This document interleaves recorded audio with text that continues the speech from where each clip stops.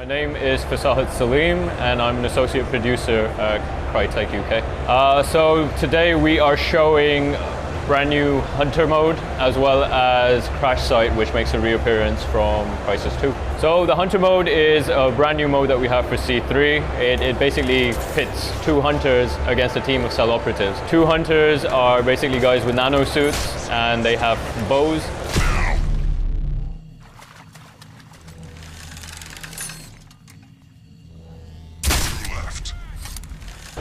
They're invisible throughout, and their aim is to go and kill all of the cell operatives. The idea is, as each cell operative is killed, they're turned into a hunter as well. So the dynamic slowly but surely changes as the game goes on. It's interesting because each of the cell operatives have just a gun as well as EMP grenades, which they have to use wisely because they only get one, and it's what lets them see the hunter just before they die, possibly.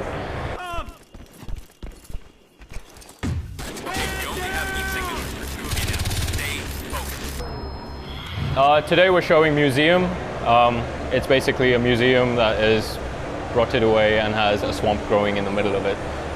It's an interesting map with various levels of verticality, and it's an interesting, very eerie place to play, Hunter especially.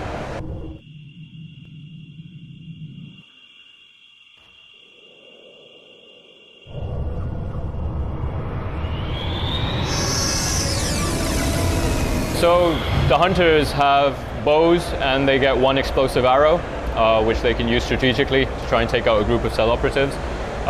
Whereas the cell operatives themselves have a selection of loadouts that they can choose before the round begins. Those are obviously preset, and they have no modules, no nano suits, so it's literally just the weapons that they have, as well as the EMP grenade and a proximity alarm that kind of beeps and tells them when the Hunter is nearby. The other mode makes a reappearance from Crysis 2, that is Crash Site. Crash Site is basically a capture and hold game mode. Two teams are fighting for pods that are dropped by a drop ship at various locations throughout the map. Think King of the Hill, but the hill keeps moving around.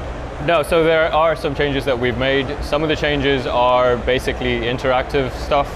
So now players can actually interact with the pod itself, pull off parts of it and use it as a shield, use it as a weapon, use that shield to protect their team, use that shield to fling across the level and kill an enemy.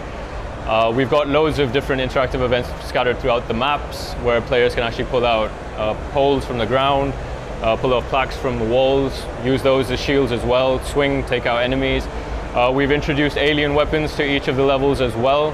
So the alien weapons are weapons that cannot be used in your custom loadouts, but they are found on dead Ceph bodies, which are scattered throughout the map.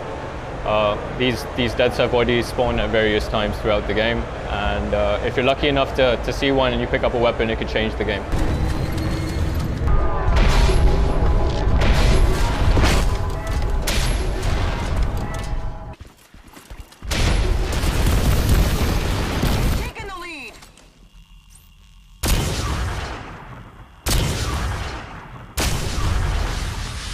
No, so we've introduced some new weapons, we've introduced some new modules.